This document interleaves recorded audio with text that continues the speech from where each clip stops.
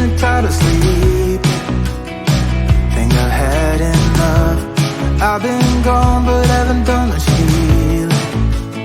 It's pretty clear to me, kinda strange how I can take a beating from my better self. It's like no one else even really scratches the surface. 'Cause nobody gets me.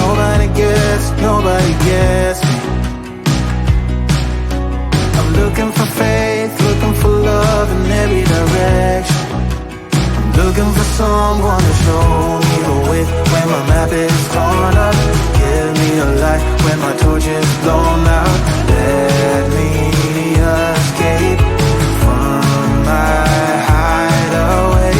I give up all of my little addictions, but I'm still stuck with some tough decisions, yeah.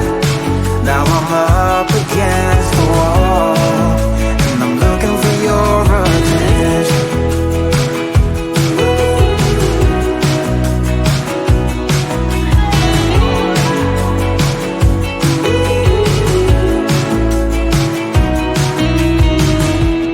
Wide awake and I'm too scared away for a better chance at a great romance, and I'm just not getting any braver.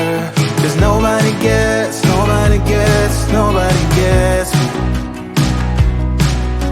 I'm looking for faith, looking for love in every direction. I'm looking for someone to show me the way when my map is torn up. Give me a light when my torch is blown out. Let me escape from my hideaway. I give up all of my little addictions, but I'm still stuck with some tough decisions, yeah. Now I'm up against the wall, and I'm looking for your attention.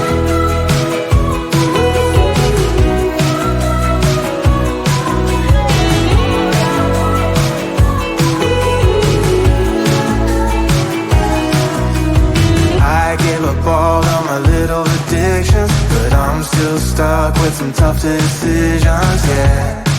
Now I'm up against the wall, and I'm looking for your attention.